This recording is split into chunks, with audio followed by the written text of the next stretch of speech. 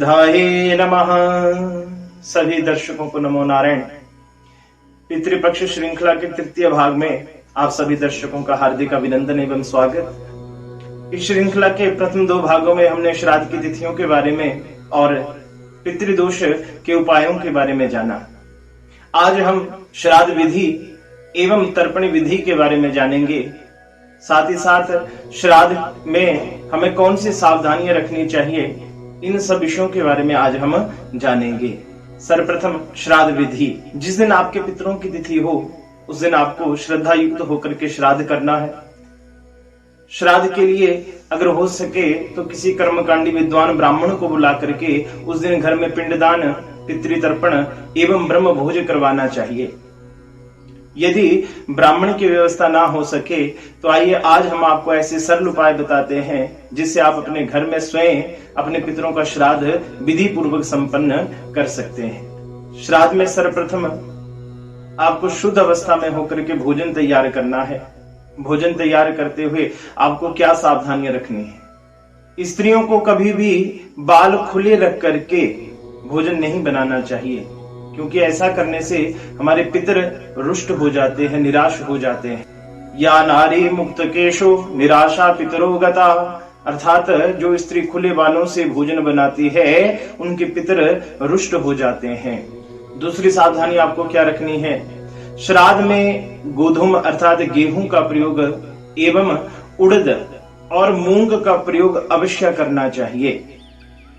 एवं श्राद्ध में पके हुए अन्न का प्रयोग जरूर करना है। निर्णय सिंधु में कहा गया है, अगोधुम च यश्राद्धम माश उद्गव विवर्जितम तेल पक्वेन रहितम कृतम अप्याकृतम भवेतः। अर्थात गेहूं के बिना, उड़द के बिना, मूंग के बिना और तेल में पकाए हुए अन्न के बिना श्राद्ध किया ना किया एक बराबर होता है। और श्राद्ध में आपको लौकी नहीं बनानी है, हिंग का प्रयोग नहीं करना है, तथा श्राद्ध में वो भोजन तैयार करना चाहिए जिसके निमित्त आप श्राद्ध कर रहे हैं। उसको जो भोजन सबसे अधिक प्रिय हो वो भोजन तैयार करना चाहिए। भोजन तैयार होने के उपरांत सर्वप्रथम श्राद्ध करता भोजन में से पंचग्रास निकाल करके रखे। ये पंचग्रास किसके लिए रखने हैं। प्रथम ग्रास गाय के लिए, कुत्ते के लिए, कौवे के लिए, प्रेत आदि के लिए और चींटियों के लिए। गौग्रास गाय को देना है, कौवे का ग्रास कौवे को देना है, स्वान अर्थात कुत्ते का ग्रास कुत्ते को देना है। प्रेत आदि का जो ग्रास है उसको कहीं भी नदी के किनारे आपको रखना है। ये कोई ऐसा हो जिसकी गति ना हुई हो उसके निमित्त रखा जाता है। एक ग्रास चींटियों के लिए देना चाहिए। इस प्रकार से पंचग्रासों का दान आपको करना है। पंचग्रास आप अलग निकाल करके रख ले और उसके उपरांत सर्वप्रथम पितरी तर्पण करना चाहिए। इस प्रकार से आप दो पात्र अपने सम्मुख रखें। एक पात्र में जल, दूध, गंगा जल, तिल डालें और दक्षिणाभिमुख बैठ करके अब सभ्या होकर के अर्थात परना इत्यादि अपने दाहिने कंधे के ऊपर रख करके दक्षिण की ओर मुख करके आप बैठ जाएं।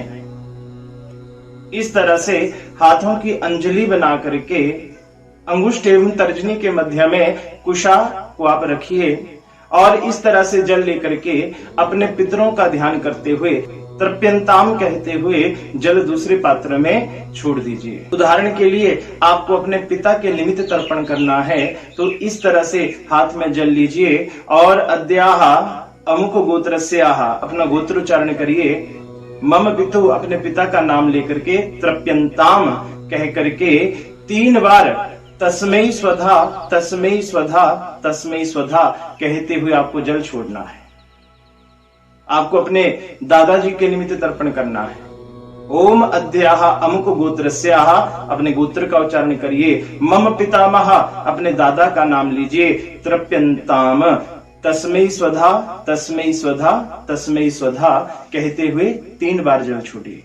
इस तरह से आपको श्राद्ध के दिन पिता, पितामह, प्रपितामह अर्थात पिता, दादा, परदादा एवं माता, माता में ही, प्रमाता में ही, माता, दादी एवं परदादी। इसी प्रकार आपको अपने मातृपक्ष अपने नाना पक्ष का भी तर्पण करना है, जिसके लिए आपको क्या शब्द प्रयोग करना है। नाना के लिए आपको माता महा, पर नाना के लिए प्रमाता महा, और उसके आगे वृद्ध प्रमाता महा शब्द का प्रयोग करना है। नानी के लिए माता में ही, उसके उपरांत प्रमाता में ही, उसके उपरांत वृद्ध प्रमाता में ही, इस प्रकार से आपको अपने नाना पक्ष के लिए तर्पण करना है। तदुपरांत ये तर्पण आप अपने ताया, चाचा, भाई, बंधु किसी के भी निमित्त कर सकते हैं।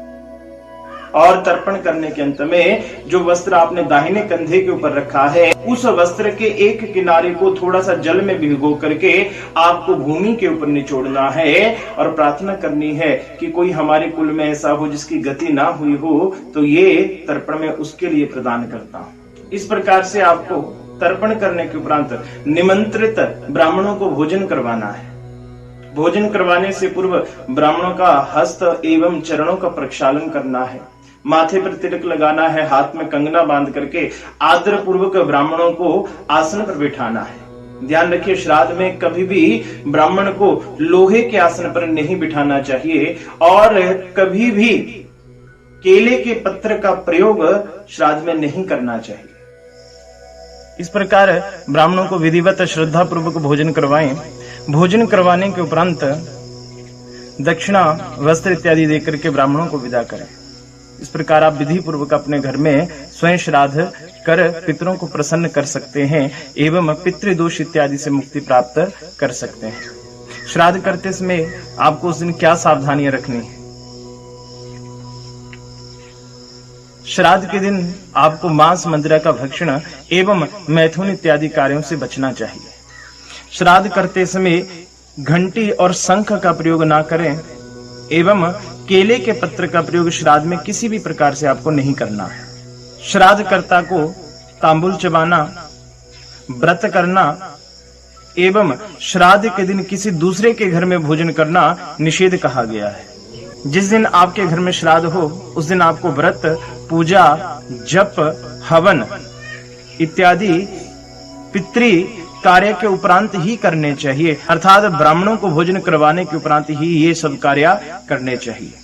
आशा करते हैं आज के वीडियो से आप सब भक्तों को लाभ प्राप्त होगा और बहुत जल्दी ही हम आपके बीच में एक और ऐसे ही ज्ञानवर्धक वीडियो को लेकर के आएंगे।